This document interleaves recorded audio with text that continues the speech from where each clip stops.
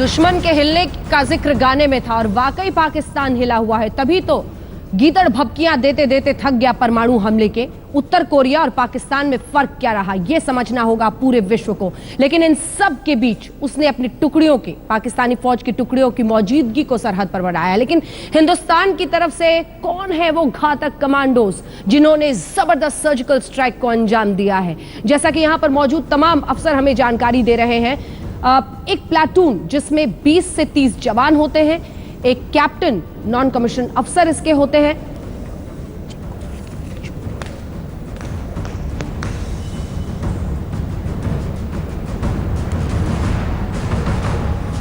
पहाड़, जंगल, समंदर, आग जैसे हर बुरे हालात में मुस्तैदी की ट्रेनिंग की जाती है। एक एक कमांडो को अलग से चुना जाता है और फिर उसे ऐसी ट्रेनिंग दी जाती है जिसके जरिए वो मुश्किल से मुश्किल परिस्थितियों में, ये देखिए, कमांडिंग कैप्टन होता है, 2 नॉन कमीशन अफसर होते हैं। कर्नाटक के बेलगांव में होती है इन कमांडोज की ट्रेनिंग और हर बटालियन में अब इस तरह के स्पेशलाइज्ड घातक कमांडोज तैयार किए गए हैं। पहाड़, जंगल, समंदर, आग, हर बुरे हालात में मुस्तैदी की इन्हें ट्रेनिंग दी जाती है। जैनी साहब, जैसे हम इन जानकारी दे रहे हैं, उनकी तस्वीरें भी दिखा रहे हैं, आप बता रहे थे कि किस तरह के लोग ये होते हैं जिनको कमांडोज के लिए चुना जाता है और फिर किस तरह की, क्योंकि अभी भी जो जानकारी आ रही थी, सरहद पार करके रेंग कर इन्हें उन बेसिस तक पहुंचना पड़ा है जहां इन्होंने हमला किया है। देखिए, हर एक बटालियन में ये कमांडिंग ऑफिसर के ऊपर में छोड़ा जाता है कि वो अपना ये घातक प्लाटून किस तरीके से ऑर्गेनाइज करता है। तो घातक प्लाटून में भी स्ट्रक्चर्ड होते हैं, उसमें नए जवान, थोड़े से ट्रेंड जवान, थोड़े से लांस नायक, थोड़े से नायक, 1-2 हवलदार, एक आध जेसीओ।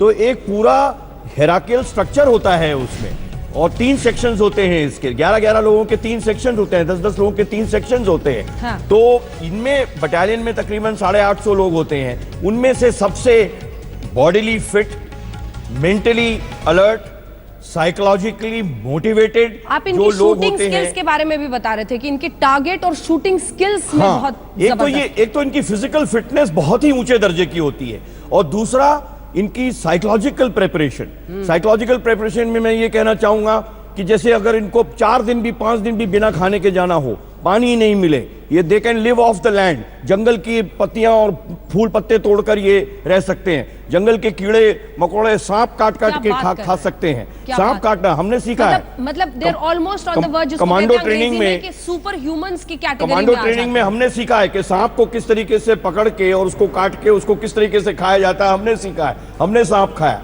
तो ये लिविंग ऑफ द लैंड बोलते हैं इसको, कि आप धरती माता जो भी आपको दे उस पे आप जी सकते। तो इनकी फिजिकल फिटनेस, इनकी हुनर के ऊपर में तो कोई शक नहीं होता है। और ये बहुत ही स्पेशल टास्क, सिलेक्टेड टास्क, घात लगाना है, दुश्मन के पीछे एम्बुश करना है, कोई किसी गन एरिया को रेड करना है या किसी दुश्मन के हेडक्वार्टर को रेड करना है, ये उन चीजों के लिए इस्तेमाल किए जाते हैं।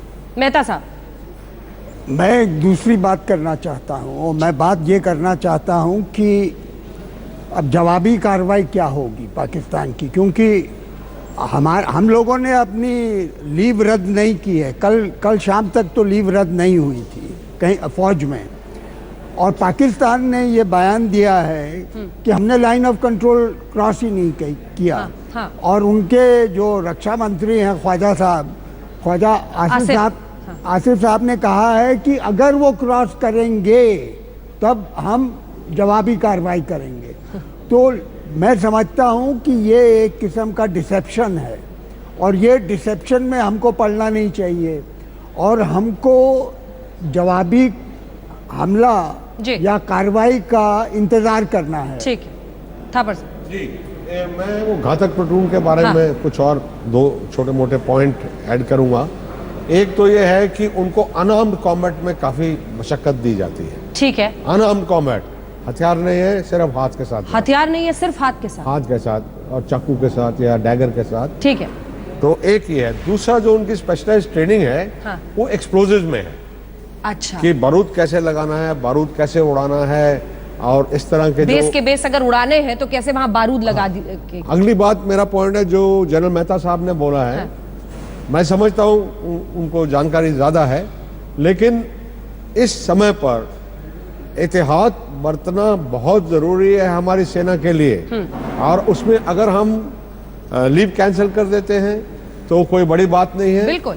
और जो 10 किलोमीटर का हमने रेडियस खाली कराया है। रेडियस खाली कराया है, वो इसी सोच में कराया कि शायद ऑफेंसिव या डिफेंसिव एक्शन। ठीक है, जल्दी से सर, क्योंकि अशरफ हमारे सहयोगी ने करगिल में जाकर जो कर्नल थापड़ ने अभी बताया है कि कल वाले ऑपरेशन में हाँ। यही कमांडो घातक ने एक दुश्मन का जो है उसके हथियार से नहीं मारा, उसको पकड़ के उसको अपनी खुखरी से उसको साफ किया है, खुखरी से उसको काटा है। तो ये इस किस्म के उनकी जो है अनाम कॉम्बैट की एक्सपर्टीज है, सुपर ह्यूमंस की तरह धरती से जो कुछ मिले, जैसा बता रहे थे यहाँ पर मौजूद अफसर, सांप से लेकर पत्ते, इन सब के बलबूते वो जीते हैं। और ऐसी उनकी इच्छा शक्ति या मनोशक्ति कह लीजिए, जिसके जरिए दुश्मन को बस निकलने नहीं देना है, अपने किसी साथी को पीछे छोड़ना नहीं है, इस मंशा के साथ वो आगे बढ़ते हैं। और इसीलिए ये देखिए, विज्ञान भवन, प्रधानमंत्री नरेंद्र मोदी दिख रहे हैं कल के हमले के बाद और बीते दिन की गतिविधियों के बाद। प्रधानमंत्री आपको दिख रहे हैं इस वक्त विज्ञान भवन में।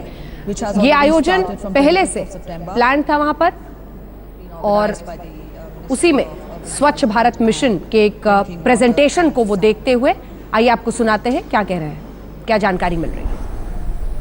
Representatives, ministers in charge of urban development and sanitation from 677 districts, all the districts, municipal commissioners from 500 Amrit cities, NGOs, private sector, all are participating. Every day we also get your report from different parts of the country where Swachhta mission is being adopted by the states. प्रधानमंत्री नरेंद्र मोदी स्वच्छ Bharat mission और ये विज्ञान भवन में पूरा आयोजन है, जिसमें देश भर से म्युनिसिपल कॉर्पोरेशंस अपना प्रेजेंटेशन आज दे रहे हैं। अलग अलग राज्यों से प्रधानमंत्री की उस पर नजर है, लेकिन राजनीतिक इच्छा शक्ति के लिए हर तरफ से प्रधानमंत्री नरेंद्र मोदी की तारीफ हो रही है। लेकिन इन सब के बीच जिस बड़े मुद्दे पर हम चर्चा लगातार कर रहे थे, आइए आपको लिए चलते हैं किस तरह से जो सरहदी इलाके हैं वहां पर गांव में जबरदस्त मुस्तैदी बरती जा रही है, और होना भी चाहिए, क्योंकि पाकिस्तान का कोई ठिकाना नहीं है। क्या रावलपिंडी से कोई ऐसा वैसा फैसला लिया जा सकता है? इस सब के मद्देनजर करगिल पहुंचे हमारे सहयोगी अशरफ, और वहां पर सेना किस तरह से मुस्तैद है, देखिए।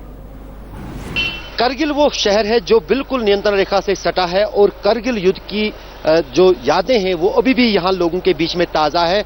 कल से जिस अंदाज से भारत और पाकिस्तान के बीच में तनाव बना हुआ है सीमाओं पर, यहाँ पर लोगों का क्या सोचना है, उनसे बात करते हैं। आप अपना नाम बताइए। अपना नाम बताइए। मोहम्मद हसन बोल रहा हूँ सर। हसन साहब, आप ये बताइए, करगिल ने युद्ध देखा 99 में, उसके बाद काफी तबाही यहाँ पर हुई। कल जो पाकिस्तान और भारत के बीच में तनाव बना हुआ है सीमाओं पर, उसको लेकर यहाँ पर लोगों का क्या सोचना है? यहाँ पे सिविलियंस में यही अभी हम सोच रहे थे कि यहाँ पे अभी हमारे पास स्टॉक अभी बिल्कुल नहीं है सिविलियन में। यहाँ पे फूड गोदामों में, यहाँ दुकानों पे अभी हमारे पास स्टॉक नहीं है। हमारा सीजन भी अभी ऑफ हो रहा है, जोजरा बंद हो रहा है।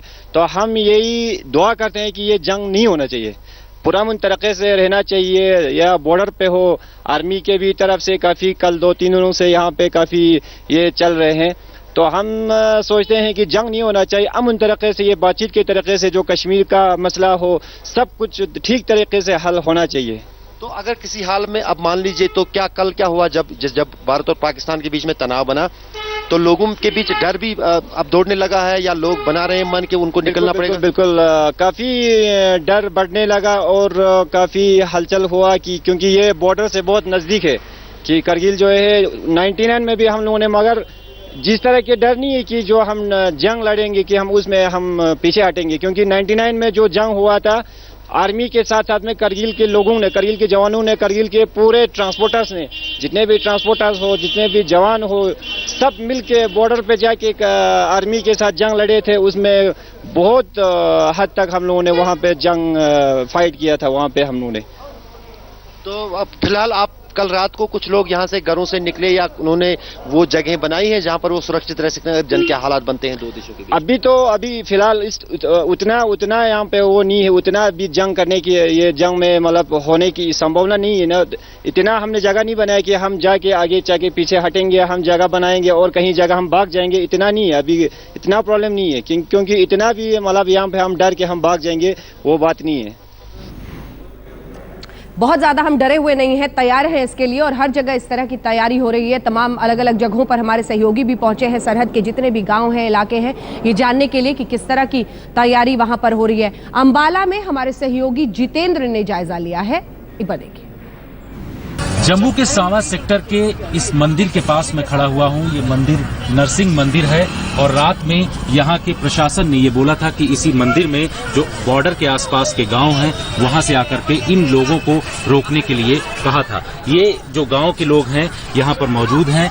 बॉर्डर का इलाका जो है गांव चिलियारी है, वहां से ये सारे लोग यहाँ पर पहुंचे हैं और इनका ये कहना है कि रात में गांव खाली करने के लिए कहा गया था और यहाँ करीब 100 की संख्या में थे, लेकिन अब जैसे ही दिन हुआ है यहाँ के प्रशासन ने इनको ये बोला है कि अपने गांव में जा सकते हैं।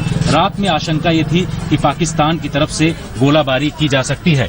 इसी को देखते हुए राज्य सरकार और केंद्र सरकार ने कदम उठाते हुए बॉर्डर के जो इलाके हैं वहाँ के आसपास के 10 किलोमीटर में जो गाँव मौजूद हैं उनको खाली करने के लिए कहा था।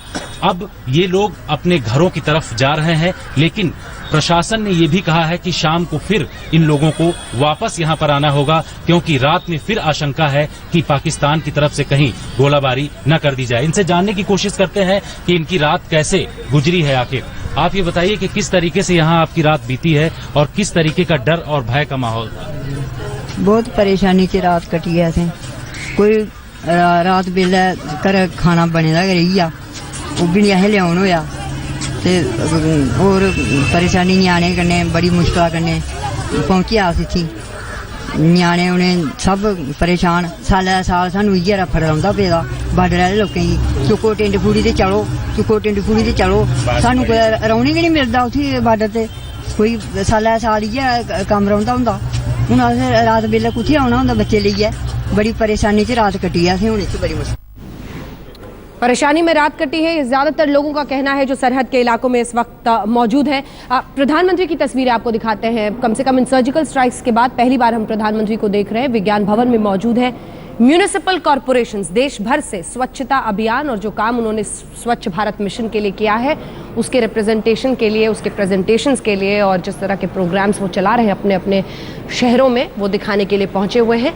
वेंकैया नायडू उनके साथ हैं, मुआयना करते हुए प्रधानमंत्री नरेंद्र मोदी यहाँ पर कुछ ही देर में वो लोगों को संबोधित भी करेंगे। आज तक की नजर बनी रहेगी। इन्हीं तस्वीरों के साथ छोड़े जाते हैं आपको एक ब्रेक के लिए। प्रधानमंत्री नरेंद्र मोदी आज इस मंच से बोलने वाले हैं। सबकी नजर रहती है कि क्या वो कहते हैं। छोटे से ब्रेक के लिए रुक रहे हैं, आप देखते रहिए आज तक।